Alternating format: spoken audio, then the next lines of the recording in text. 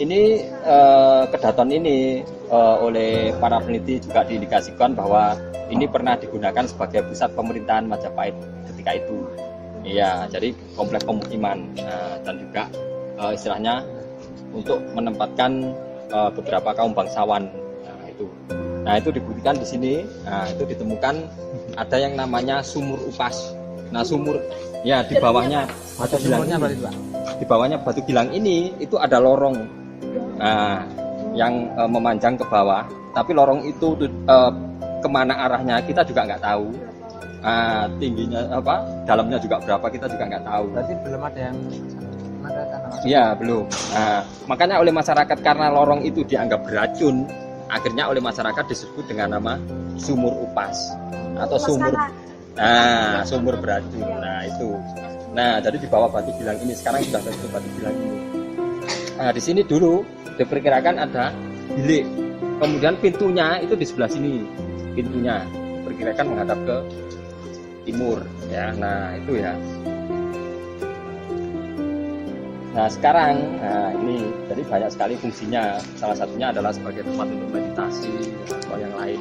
Nah jadi ini batu gilang. Nah ini juga pernah digunakan sebagai pusat pemerintahan ibu kota Majapahit. Ya, tempat ini namanya Candi Kedaton. Kemudian di Pararaton juga disebutkan sebagai bukti pendukung bahwa di sini juga pernah digunakan sebagai pusat pemerintahan. Itu bahwa tempat ini juga ditempeli Bajralepa. Pernah dengar di Pararaton? Pernah dengar nggak? Orang sejarah harus pernah dengar. Nanti kalau ditanya muridnya gimana kalau jadi guru.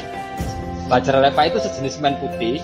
Itu yang digunakan untuk istilahnya kalau orang Jawa itu melepok. Nah itu hanya digunakan oleh kaum bangsawan atau pejabat negara kalau tahu.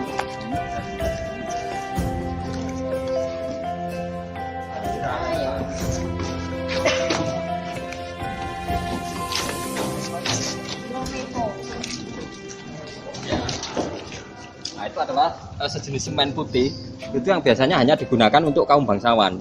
Jadi selain harganya mahal, itu hanya bisa dibeli oleh orang-orang tertentu ya. Nah itu yang namanya Bajralepa. Nah jadi nanti kalau ada pertanyaan kenapa kok Candi Kedaton juga disebut sebagai pusat pemerintahan ibu kota Majapahit, yang pertama tadi adalah sebagai bukti pendukung ditemukan banyak sekali keramik dari Cina.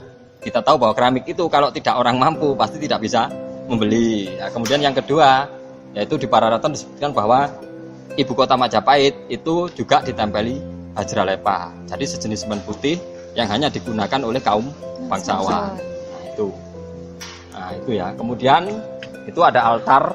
Nah di altar itu dulu ketika dilakukan restorasi itu ditemukan kerangka manusia. Nah sekarang disimpan di sana kalau nggak salah. Iya. Nah di sana tapi sudah ada ininya apa? Sudah ada petinya. Nah jadi itu diperkirakan istilahnya orang yang menunggu di tempat ini dulu. Nah dari hasil penelitian dari proses ekskavasi, penggalian ya, kemudian dan lain sebagainya. Nah di situs Candi Kedaton ini diperkirakan sudah digunakan kurang lebih sekitar 11 generasi. Bisa kita bayangkan satu komplek pemukiman itu digunakan 11 generasi. Makanya ketika ditemukan bata yang tertata itu letaknya, konteksnya pasti berbeda-beda. Nah, jadi ada yang menghadap ke sana, ada yang ke sana, karena ini menunjukkan bahwa ini sudah pernah digunakan oleh 11 generasi. Nah, perkiraan seperti itu. Makanya kenapa ketika kita melakukan penggalian sudah kita temukan, itu kita gali lagi sampai ke bawah. Itu adalah untuk menentukan itu lapisan tanah. Ya. Bawah sini kayaknya dulu. Nah, ini kan lebih dalam. Jadi lapisan tanah itu dari generasi yang satu ke generasi yang lain itu pasti lapisan tanahnya pasti berbeda. Ya. Nah itu. Jadi kenapa kita gali itu agak ke dalam. Jadi seperti itu. Nah, kayak menemukan perabotan atau apa gitu. Iya. Jadi menemukan peralatan rumah tangga itu banyak yang terbuat dari keramik dan terakota atau tanah liat. Nah, dari situ istilahnya. Kemudian pada tahun 1984 tempat ini juga pernah diukur menggunakan GPS. Nah GPS itu sudah bisa menentukan arah. Nah itu diindikasikan oleh para peneliti bahwa tempat ini juga pernah digunakan sebagai pusat pemerintahan Majapahit. Dari kata-kata kedaton itu sendiri. Nah, bukti pendukungnya di sebelah sana ada umpak. Apa itu Pak? Iya, batu-batu itu.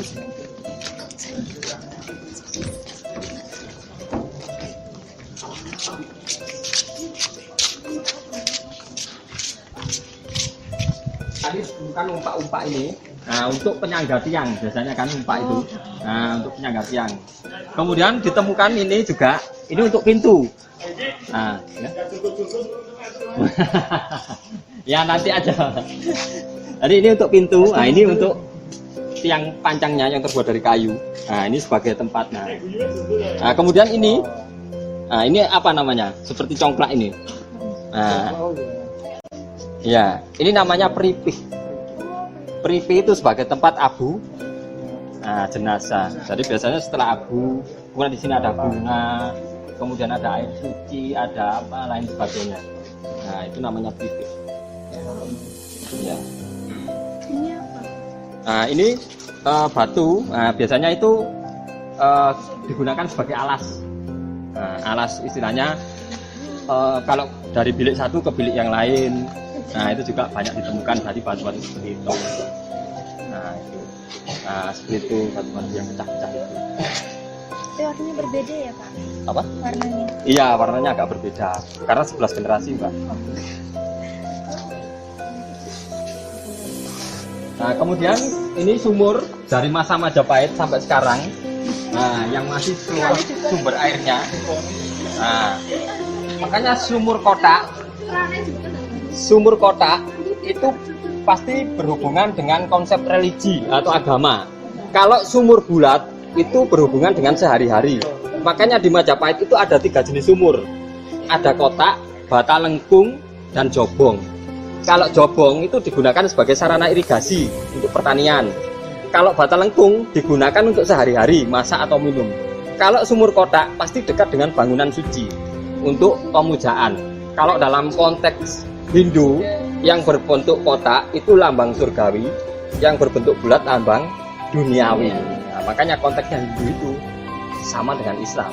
Makanya Ka'bah itu kenapa kok dikasih? Itu karena lambang surgawi ya. Nah, jadi seperti itu. Nah, ini airnya tidak pernah surut ya dari dulu sampai sekarang. Makanya yang ingin tahu air Majapahit, nah silahkan ambil air itu. Nah, bisa digunakan untuk membasuh atau apa. Ini kannya dibuka aja. Nah, itu kan saya buruk biar bukan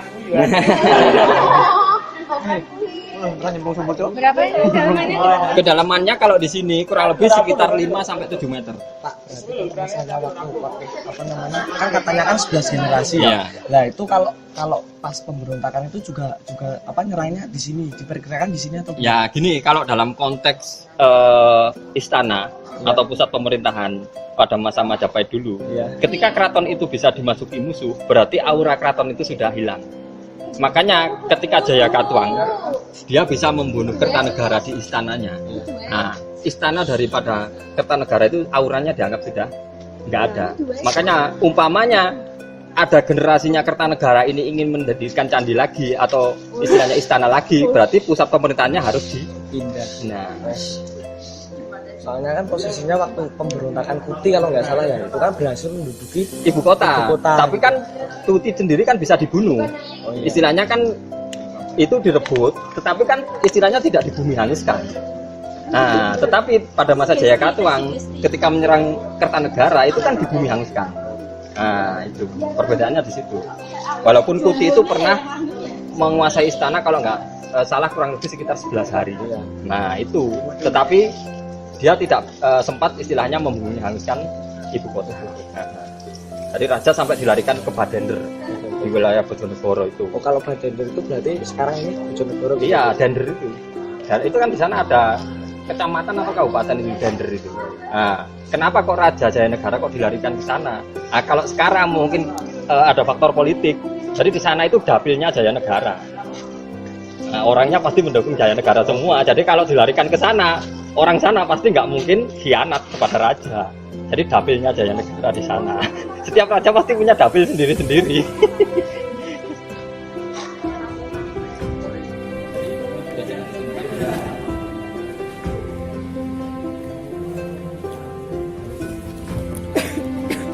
Ya, kita.